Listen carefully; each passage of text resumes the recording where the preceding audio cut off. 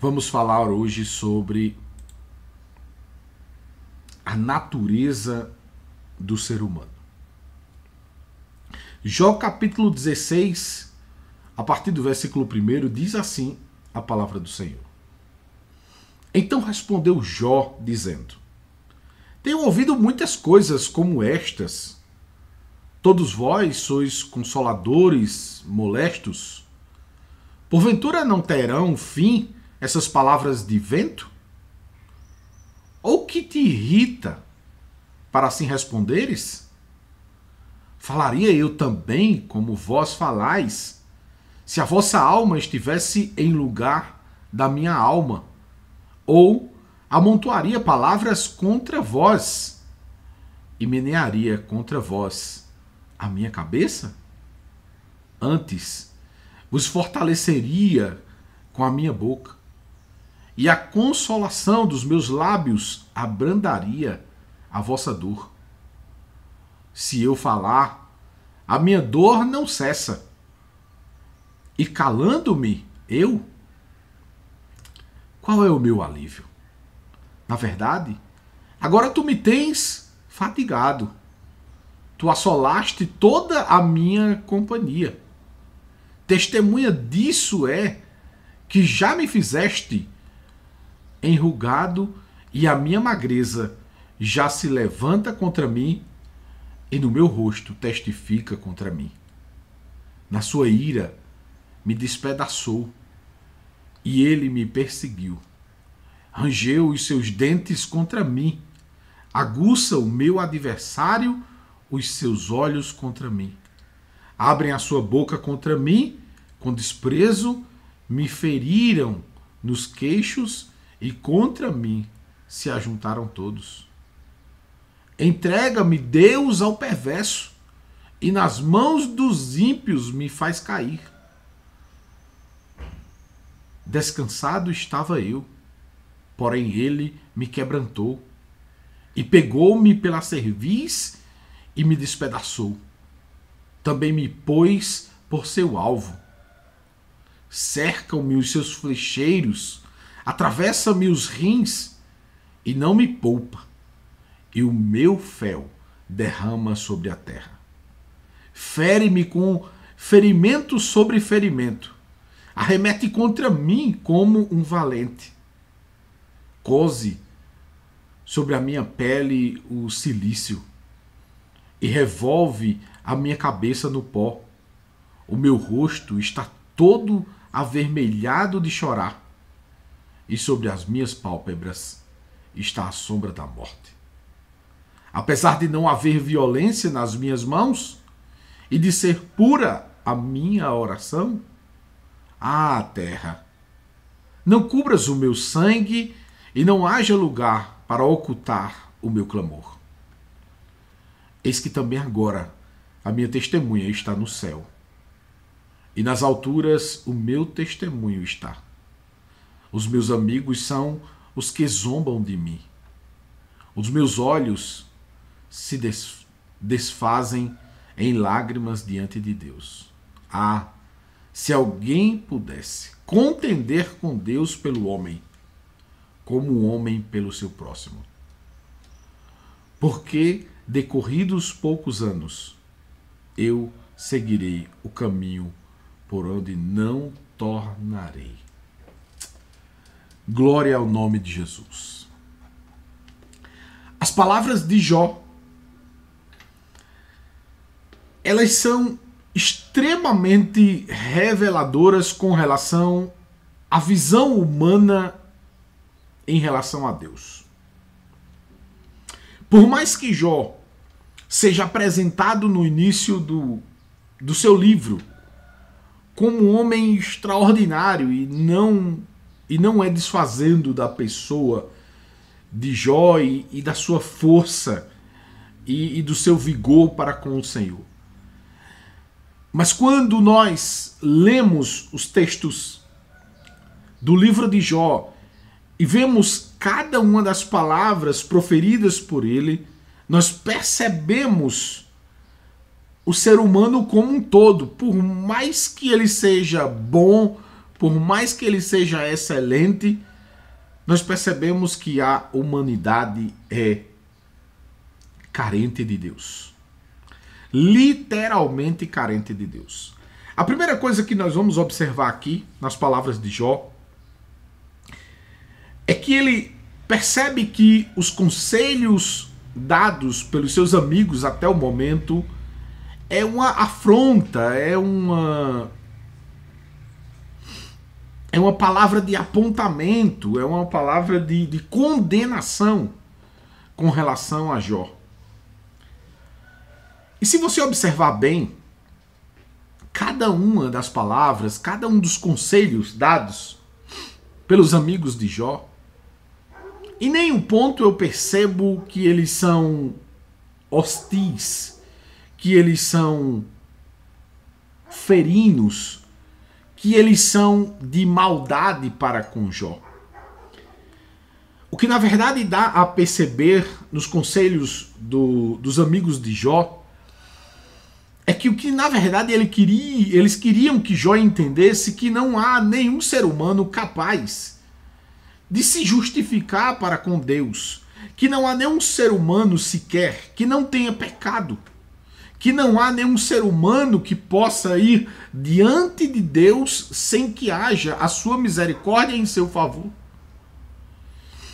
E quando você percebe as palavras de Jó, é meio que um ser perfeito está querendo se autodefender, está querendo se autopromover, está querendo mostrar a sua força e a sua capacidade.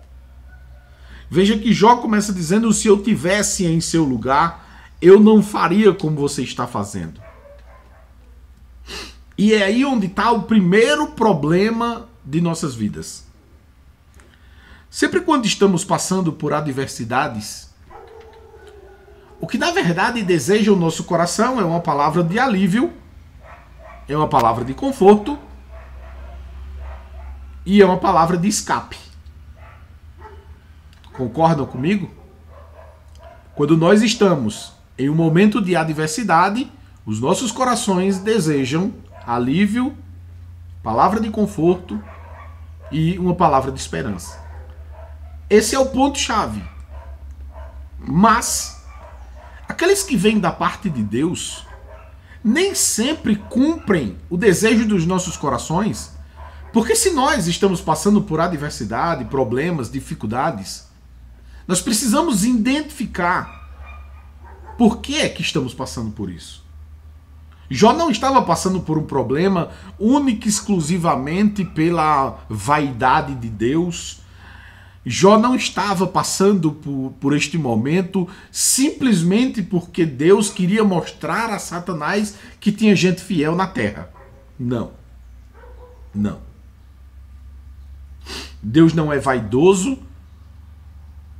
e Deus não nos tem como bonecos de prêmio. Não. Deus nos tem como coisas preciosas, preciosíssimas. Deus nos tem como filhos. E é justamente aí onde está o grande jogo. A palavra do Senhor diz que Deus açoita a tantos quanto ama. Logo, se nós estamos sendo açoitados, se nós estamos passando por adversidades, é porque Deus nos ama e quer nos corrigir, e essa correção é justamente para nos aperfeiçoar, para que sejamos ainda mais fortes, ainda mais poderosos, no sentido de nos aproximarmos de Deus e também fazer com que outras pessoas sigam os mesmos passos e o mesmo caminho, visto que o maior prêmio que o Senhor possa nos dar não está aqui nessa terra. Ah, Deus me enriqueceu aqui nessa terra. Nem pense que isso é o melhor que Deus pode fazer por você. Não é. O melhor que Deus pode fazer por você chama-se salvação, vida eterna. Isso sim é o melhor que Deus pode fazer por você. Porque esse ninguém pode tirar. Depois de você chegar lá, nem você mesmo cai de volta.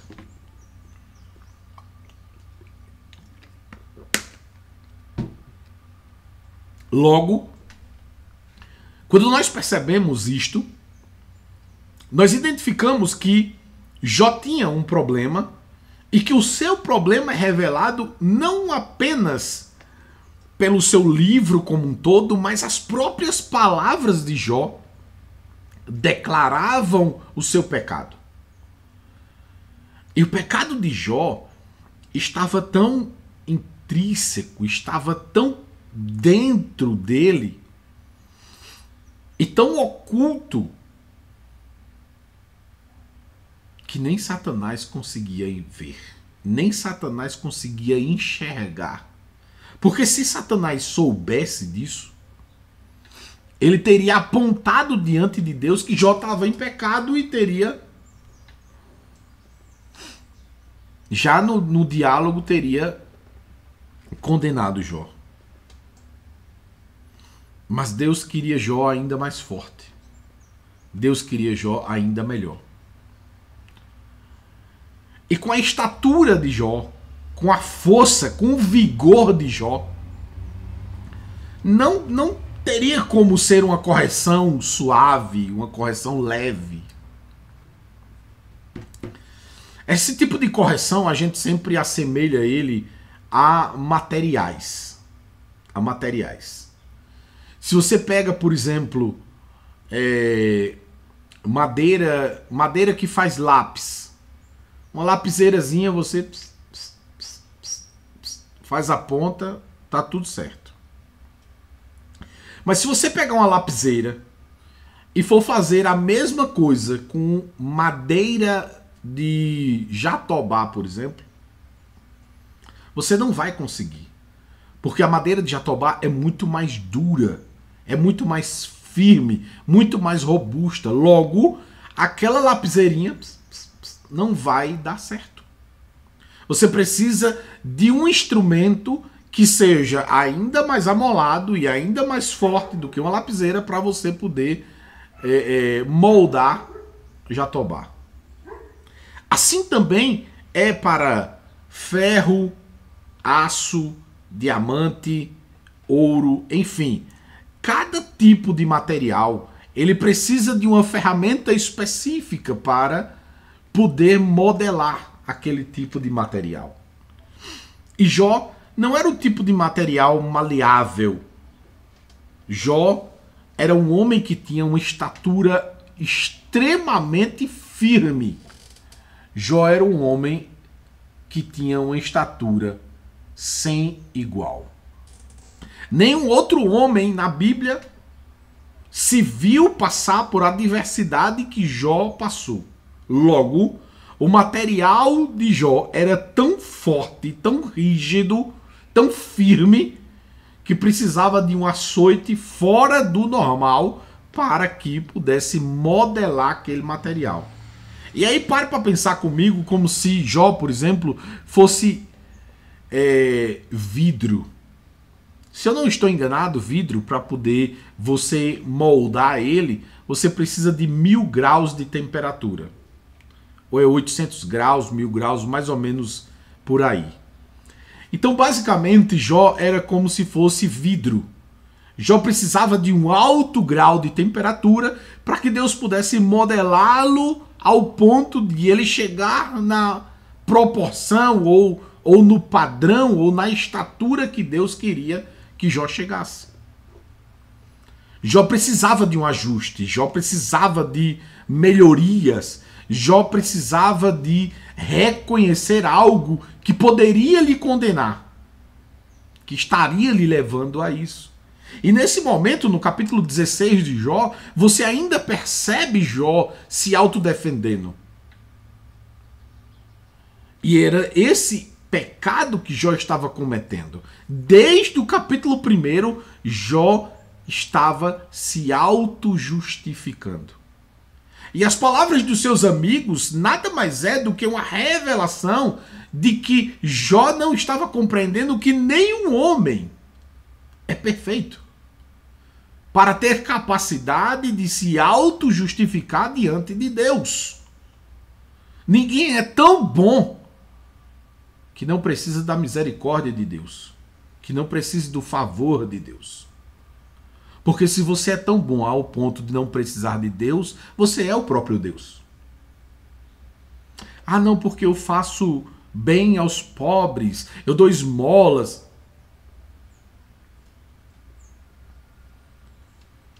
O seu pecado não se paga com boas obras. O seu pecado não tem valor suficiente para cumprir essa dívida que você tem. Por mais que você seja bom, você já nasceu chagado. Você já nasceu sujo.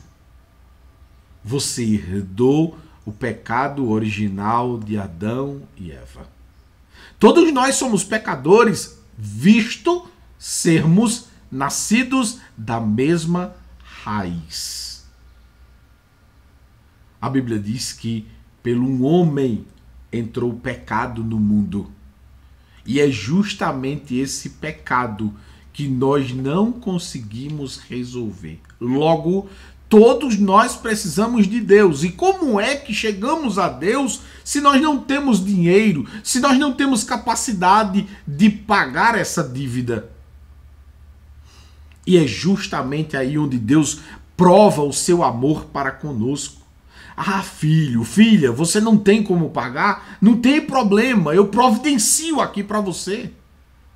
Se você lembrar das palavras de Deus com relação a Abraão, ele manda ir lá sacrificar o seu filho. Mas na verdade o que Deus queria mostrar é que nenhuma força humana é capaz de se auto-justificar. Deus mostra naquele monte que o cordeiro que sara o pecado do homem, ele é enviado pelo próprio Deus. É o próprio Deus que providencia o nosso escape, a nossa salvação, o nosso resgate. E é isso que Jó não entendia até esse exato momento aqui.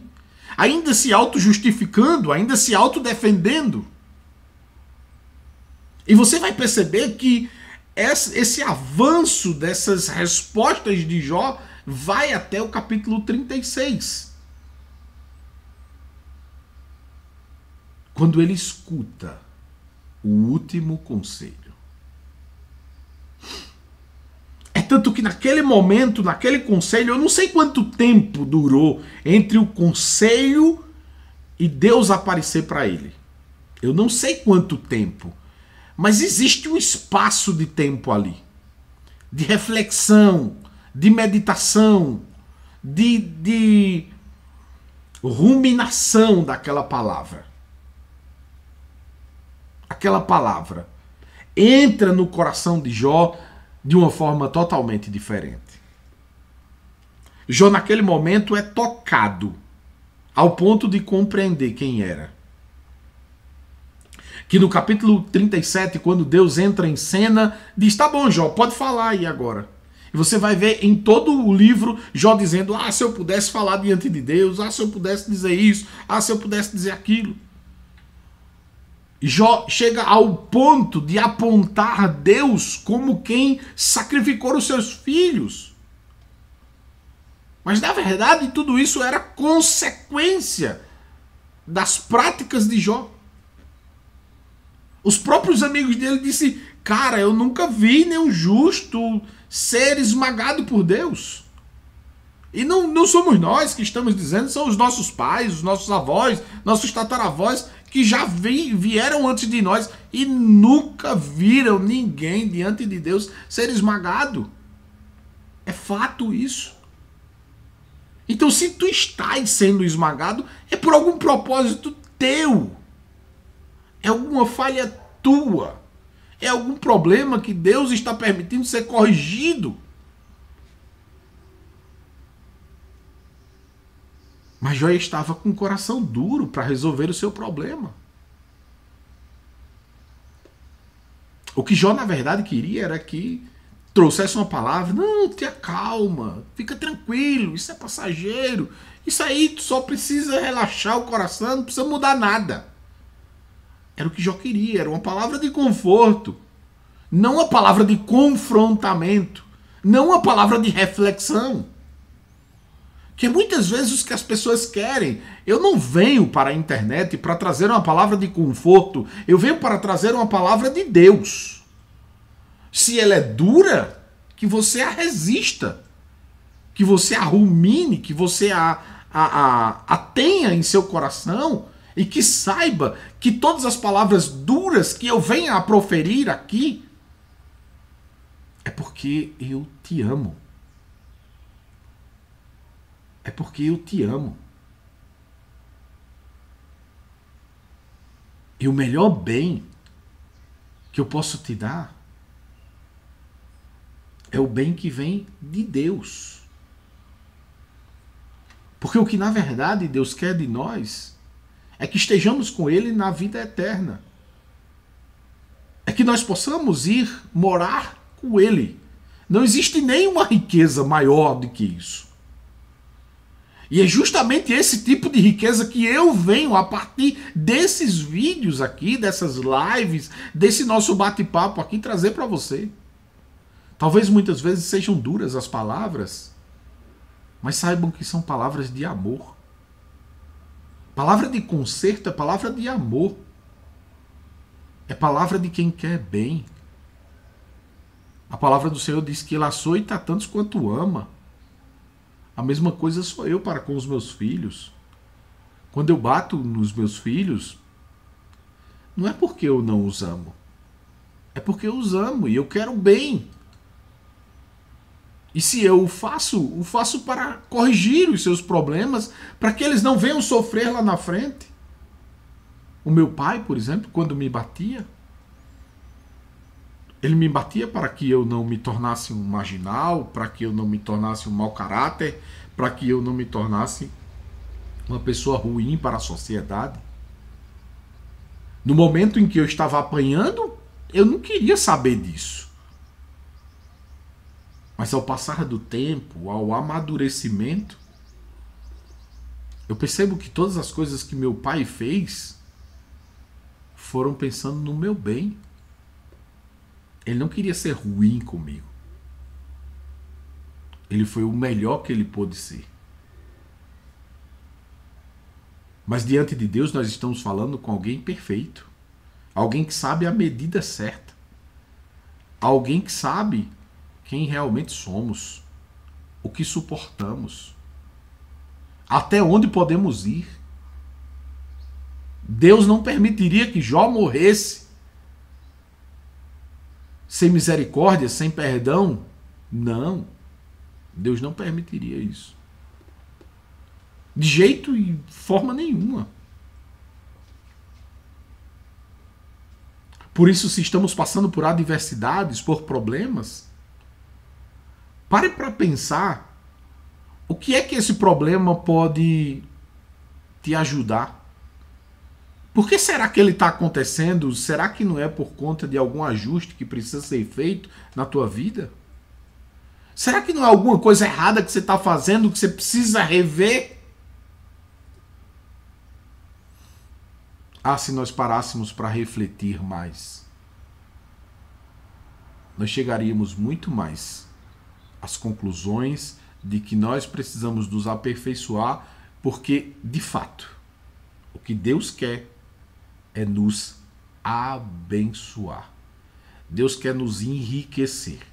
Deus quer nos fazer prosperar em todas as áreas de nossas vidas.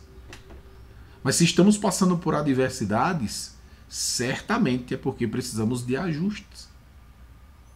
Mas Deus pode nos levar além de onde você imagina que Ele possa. Além. Imagine que Deus disse: haja luz e houve luz. Com o poder da sua palavra. Então, com o poder da palavra de Deus, tudo pode se resolver. Logo, o que na verdade nós não precisamos parar para pensar é o que Deus pode fazer, porque Ele pode fazer tudo. Então não paremos para pensar nisso. Paremos para pensar o que é que impede o agir de Deus. E é justamente isso que está ligado a nós. Ligado a nós. O que impede o agir de Deus é algo em nós. Algo em nós. Algo em nós. Se a provisão de Deus não está superabundante em sua vida, olhe para você. Olhe no espelho e diga assim: e aí? O que é que tu precisa melhorar? Onde é que tu precisa se corrigir? Onde é que tu precisa ser modelado, segundo a vontade de Deus? Olhe no espelho e diga: fale sério comigo. Onde é que está o seu problema? Vamos corrigir? Porque eu sei que Deus vai te abençoar ricamente. Deus vai derramar sobre sua vida bênçãos superabundantes. Porque Deus quer nos abençoar. Eu tenho absoluta certeza disso. Deus quer nos abençoar. Mas Ele também nos quer corrigidos. Se você for olhar a vida de Jó, termina muito melhor do que o que começou. Porque essa era a vontade de Deus. Mas Deus não podia fazer melhor antes que Jó viesse a consertar o que estava errado. Jó precisava corrigir. E era Jó quem precisava corrigir, não era Deus. Era Jó quem precisava corrigir. Por isso Deus me trouxe hoje aqui, para falar com você. É você quem pode destravar as bênçãos do Senhor sobre sua vida. É você quem pode destravar as bênçãos do Senhor sobre a sua vida. Sabe por quê? Porque elas já estão liberadas em seu favor. Não acredita, não? A palavra do Senhor diz: e as bênçãos do Senhor correrão atrás daqueles que Ele quer. Você não precisa correr atrás da bênção. A bênção vai lhe alcançar, ainda que você corra, ela vai lhe alcançar. Desde que você esteja alinhado com o propósito. Lembre-se disso. Deus abençoe a sua vida. Que Deus estenda as mãos poderosamente sobre você, mas nunca esqueça: o que você tem que corrigir é você quem tem que corrigir, e não Deus. Que Deus abençoe a sua vida. Que Deus te bendiga. E se você acha interessante que essa mensagem chegue a outras pessoas, não hesite de compartilhar com elas. Manda bala aí, leva essa mensagem para outras e outras pessoas. Se você quiser só a mensagem, ela se repete aí no YouTube e no Facebook. Só a parte da mensagem. Então, que Deus abençoe a vida de todos vocês que estão aqui no YouTube. Que Deus te bendiga. E não esquece de curtir, deixar o teu comentário aí o que você achou da mensagem e, claro, enviar ela para o maior número de pessoas que você acha que devem receber essa mensagem da parte de Deus. Que a graça do Senhor, nosso Deus, que o amor do Pai e que as consolações do Espírito Santo seja com todo o povo de Deus, hoje e para todo sempre. Amém.